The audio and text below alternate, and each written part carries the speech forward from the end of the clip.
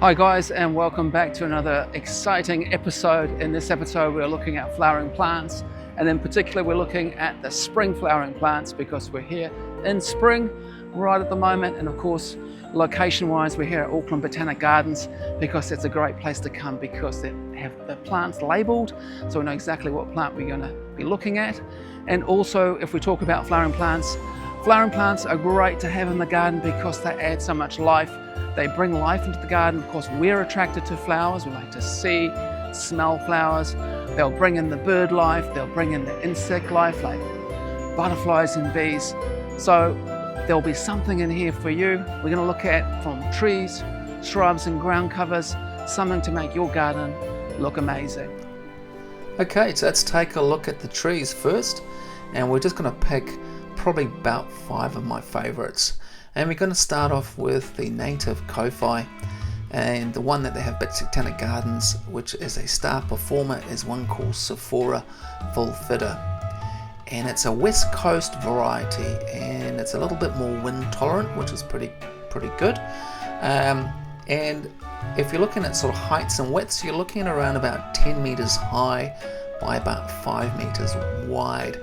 So probably you're looking for about a medium-sized garden or in the corner somewhere where it can grow. They tend to be quite slow growing, but the flowers is what we're looking at the moment, which is the spring flowers, beautiful yellow flowers that covers the tree. And also the beauty of it is that it attracts those nectar-feeding birds, especially the tui. They just seem to love it. So it is part of the legume family Fabaceae, which means it's got those bacteria on the roots, which helps to fix nitrogen from the air, which is quite interesting.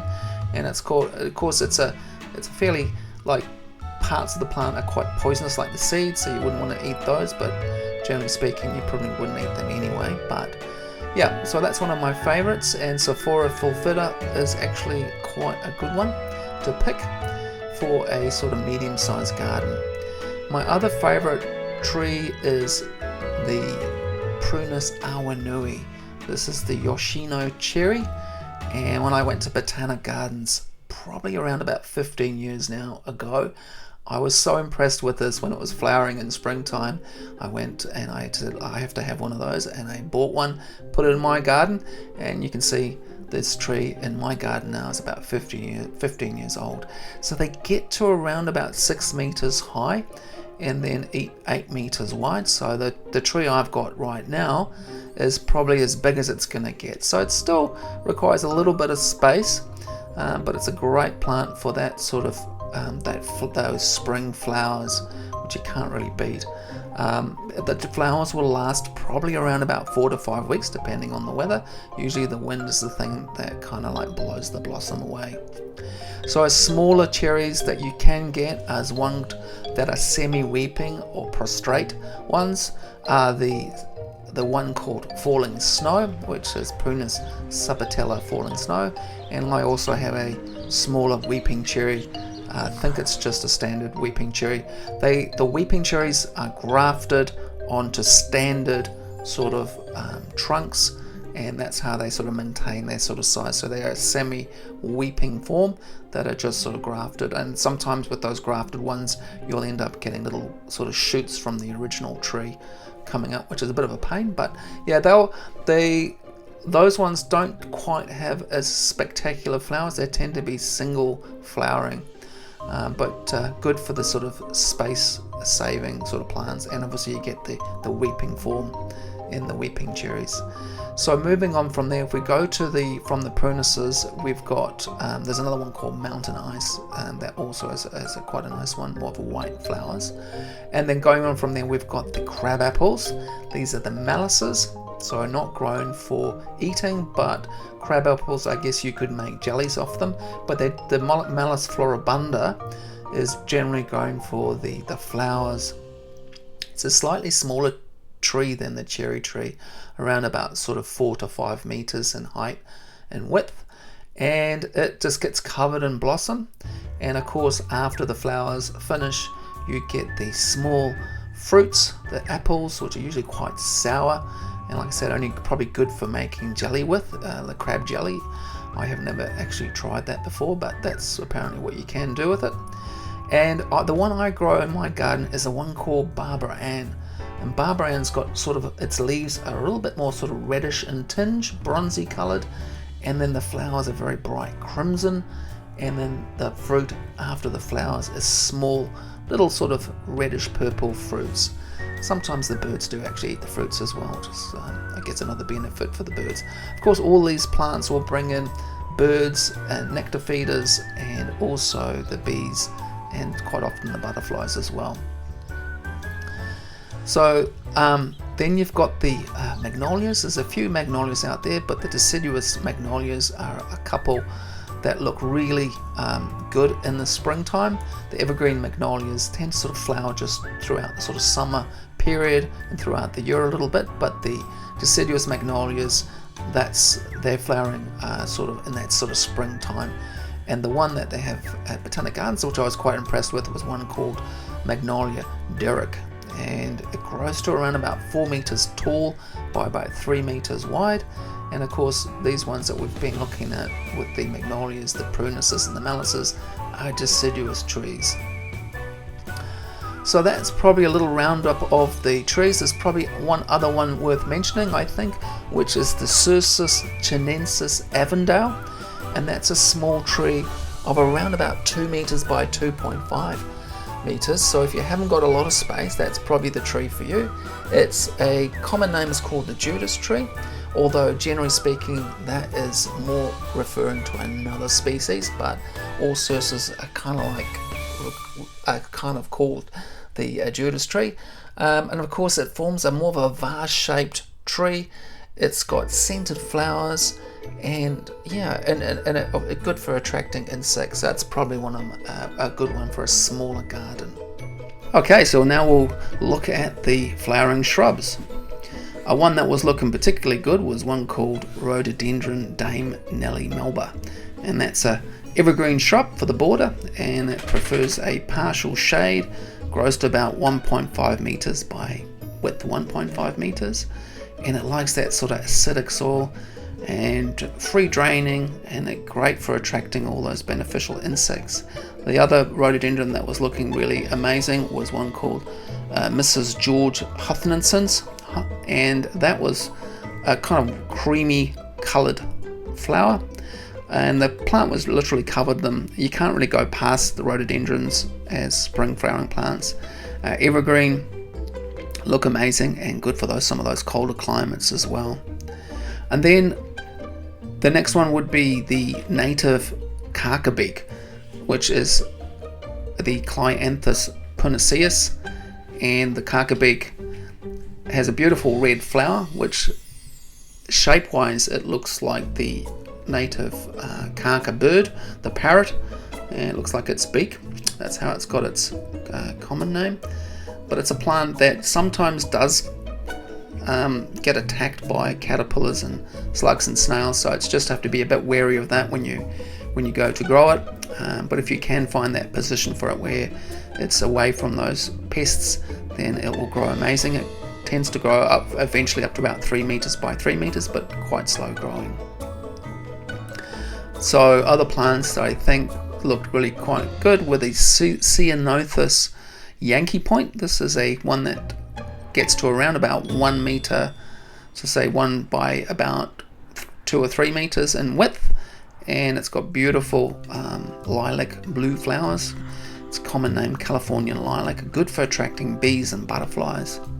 And then we have the Spiraeas, and then the Spirea plant is called bridal wreath. It's a deciduous plant, but gets covered in white flowers, giving it its name, the bridal wreath. Then we've got Choice Tenata, mixing orange blossom. This has really got quite nice foliage, being evergreen, and also nice flowers, and the bonus of also having scented flowers and foliage. So it's been a good plant. It's quite hardy, sometimes used as a hedge. It's a good doer in a shrub border. Something quite quick growing, if you're looking for quick growing, are the Chinese lanterns. These are the butylons. And the Chinese lantern, the common name, if you have a look at the flowers, they have this sort of shape, especially before they're formed, in a in a sort of Chinese, look like a Chinese lantern, and lots of different colors there, from oranges, pale yellows and pinks, and good to have in your borders because they flower almost year round. So then we've got things like Daphnes, a good one for a scented garden called Perfume Princess, which is also a star performer. And when we were there, it was just about probably coming to the end of its flowering, but a few weeks earlier it had been looking pretty amazing. But that's scented, very highly scented, remembering that all parts of the Daphne are poisonous. Other plants that were looking quite good, and I think would be a standout in a border, towards the back of a border, were the snowball trees. These are the Viburnum opulus and the Viburnum, the one they had there, which was this Chinese snowball tree called Viburnum macrocephalum. Deciduous shrubs, to sort of evergreen, I think you would call them, but they grow to around about 2 to 4 meters in width and height. There are other viburnums that are evergreen, but more evergreen, but these particular viburnums are deciduous.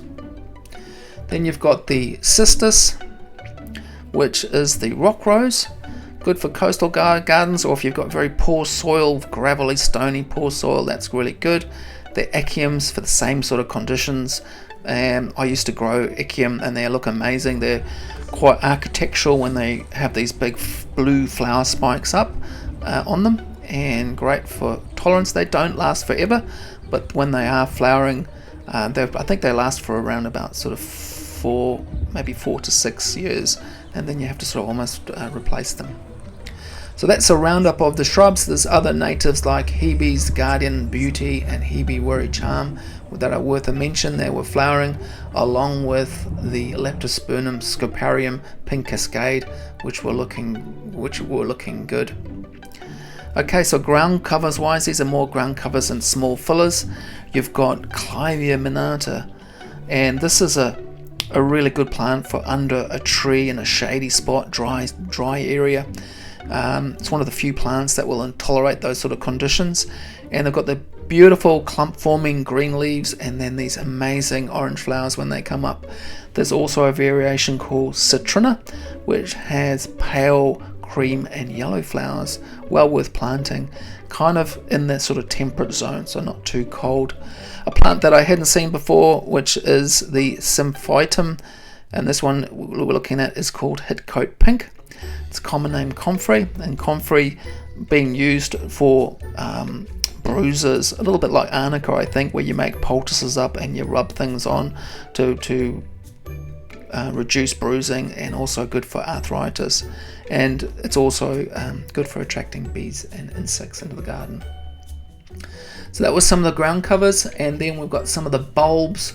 We had irises, one called Sky Beauty. This is the Dutch iris, which was looking good, and at the moment the perennial board at Botanic Gardens is looking a little bit empty. In a few months time that will all change and it'll be full of flowers, but at the moment the irises, this one called Sky Beauty, was looking really good.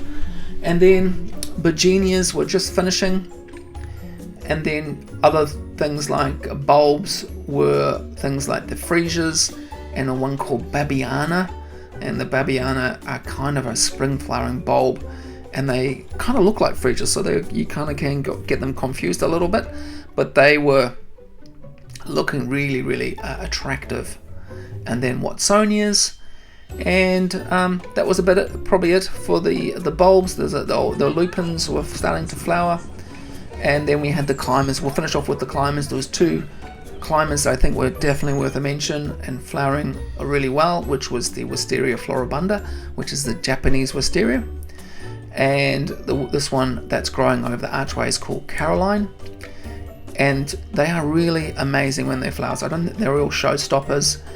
And you've got Wisteria floribunda, Japanese wisteria, and Wisteria sinensis, both sort of flowering, but the difference between the two is the way they climb. So the Wisteria floribunda, the Japanese wisteria, climbs clockwise as it climbs up things like trellis, and the Wisteria sinensis climbs anti-clockwise as those little tendrils and climbers go up. They they turn around anti-clockwise. It's a good way of telling the difference. Also, the flowers are slightly larger on the Japanese versus the Chinese one. And then the last one we look at is basically Clematis paniculata. This is our native clematis. It's evergreen, it's quite a vigorous climber, but you can grow it over trellis, and has beautiful white flowers. Okay guys, we're going to wrap it up there. That was the look at the spring flowers. If you've got one that you think, or a few that you think are worth mentioning, place them down in the comments, and we'll see you in the next video.